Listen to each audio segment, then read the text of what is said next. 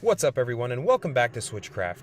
I got a treat for you today, as I've had the newest game on the Nintendo Switch, Dragon Quest Builders, for just under 24 hours now, and I'm here to give you my first impression so that you can decide if it's a game you might want to pick up.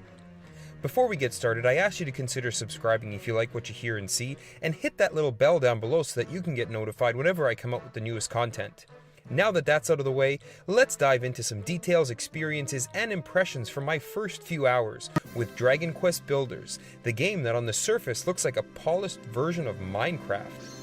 For those of you who have played Minecraft before and ever wish that there were things that you sometimes get in other video games, like, I don't know, a story, post-1990 graphics, or like a goal, and then add in the things from JRPGs that everyone outside of Japan likes about them, like character progression, crafting, cooking, and leveling systems, and you might just raise some eyebrows. This is where I was quickly able to experience the game's charm. The game begins with you waking up in a crypt, very reminiscent of the beginning of another extremely popular Nintendo franchise. You are then quickly shown how to craft your first item that allows you to begin harvesting every block of material in the world and using them to solve problems. You then make it out of your Shrine of Resurrection, crypt, and are quested to seek out Pippa, another inhabitant of the land of Alefgard, and make friends. It's here I realized that my character in the game takes place in an alternate reality in the Dragon Quest universe, where I am the only being with the ability to build or craft things. The first quests in the game are more so tutorials that are meant to give you lessons on basic game mechanics like building rooms in your little town, figuring out how to craft the first items you'll need, and fighting the weakest of the weak monsters. It was about 10 to 15 minutes into the game where I found my first gripe: the controls. While for the most part they're smooth and tight, I found them too sensitive in some places, particularly when I was trying to place a specific item in a tight spot. I hope this is something I'll get used to. My other bone to pick with the controls is how in this port, the directional pad appears to be duct taped into place of usefulness.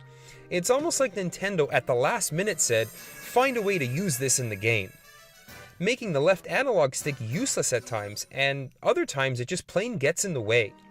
Because that's how I'm used to selecting things in menus. In every game.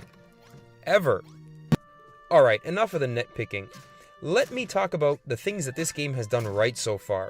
It's as if this game has taken the Minecraft template, removed some of the room for creativity, and replaced it with life, meaning, purpose, and a story.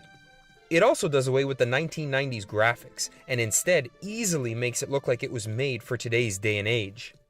Another thing that it appears to have done away with are the annoying parts of JRPGs that make them so hard to truly love unless you're in Japan and don't know any better.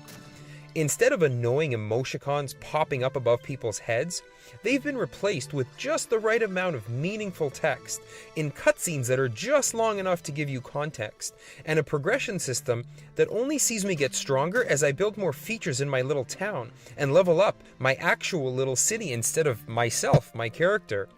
When I was finished playing to write this mini review, I had upgraded my city to level 2, and I was just about to begin building my first defenses for a swarm, a wave of enemies, hell-bent on making sure I don't live to see another day.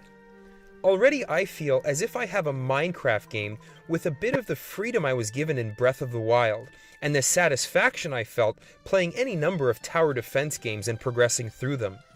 I don't know where the first 3 to 4 hours have gone playing this game, as they've absolutely flown by.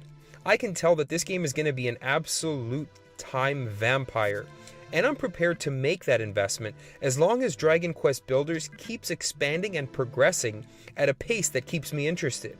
Anyways, as I've said, I just upgraded my town to level 2, and I gotta start building defenses for a swarm of enemies that are rapidly approaching. It's gonna be a long night. Switchcraft out.